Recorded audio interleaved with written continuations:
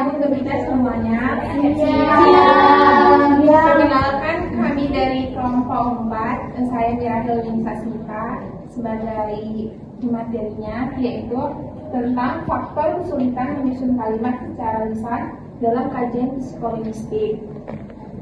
Dalam kajian psikolinguistik, kemampuan berbicara secara lisan tidak terjadi secara spontan ataupun secara instan, melainkan adanya suatu proses.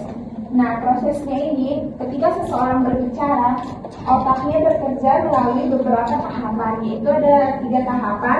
Yang pertama yaitu perencanaan pesan, yang berarti apa yang ingin diucapkan oleh seseorang itu. Yang kedua yaitu pemilihan kata, yang berarti pemilihan kosakata dan struktur kata yang ingin disampaikan itu apa.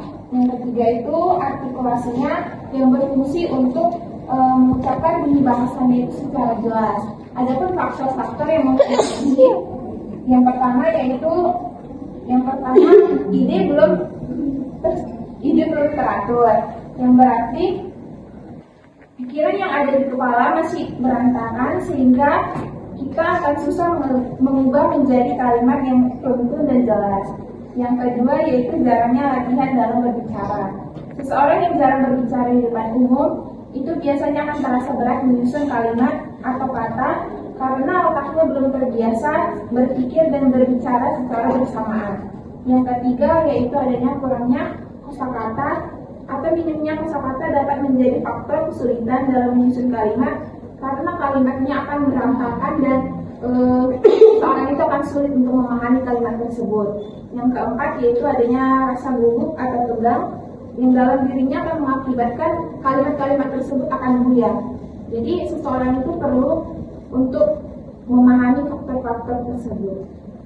Ya, kami memberikan kepada teman-teman untuk menanggapi dari materi yang akan sampaikan.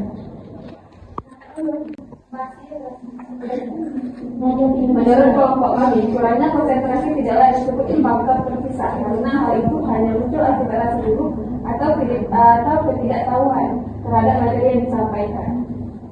Baik, terima kasih untuk kelompok 2. Selanjutnya kelompok yang lain. Terima kasih atas tambahan dari kelompok 2.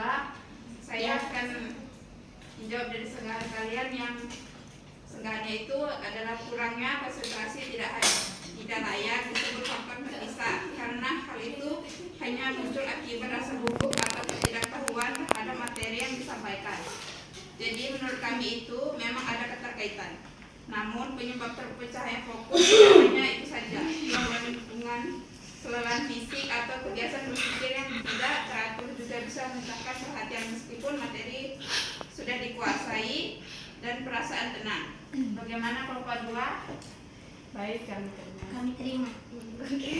Silakan untuk kelompok 3. Baik, terima kasih kepada kelompok 4 sebelumnya. Nah, jadi menurut kami nih, minimnya latihan berbicara tidak bisa dianggap sebagai penyebab utama karena banyak orang yang jarang tampil di depan umum namun tetap mampu menyampaikan gagasan secara lancar. Itu menurut aku. Ya, baik, terima kasih kelompok 3. Terima kasih kepada kelompok 3 yang sudah menyanggah dari kelompok kami. Izin menjawab sanggahannya.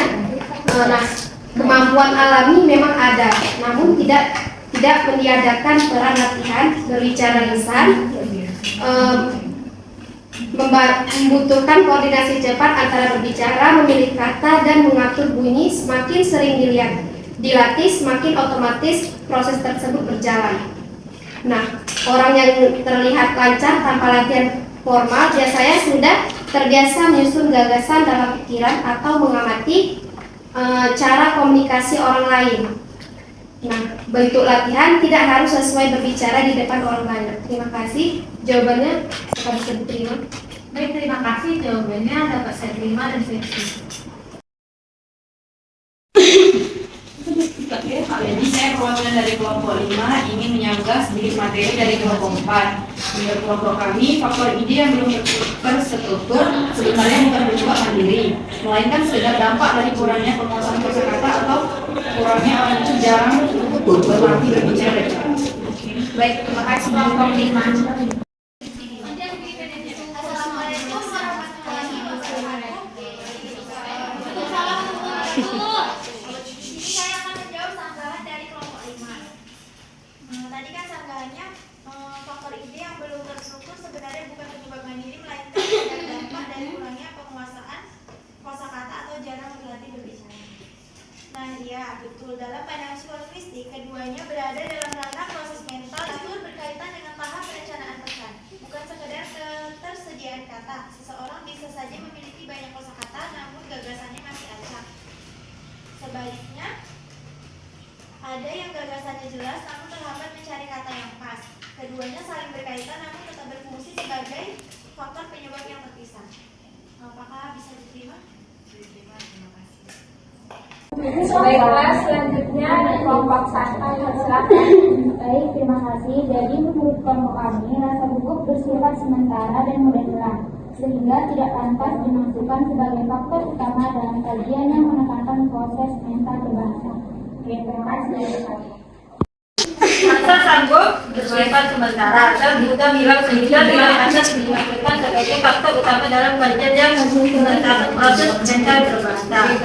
Sosiologi tidak hanya mempelajari aturan bahasa, tetapi juga hubungan bahasa dengan kondisi sosiologis dan kognitif bersifat sementara. Rasa gugup secara nyata mengganggu komunikasi, perlambatan pengambilan kosakata dari ingatan dan merusak struktur.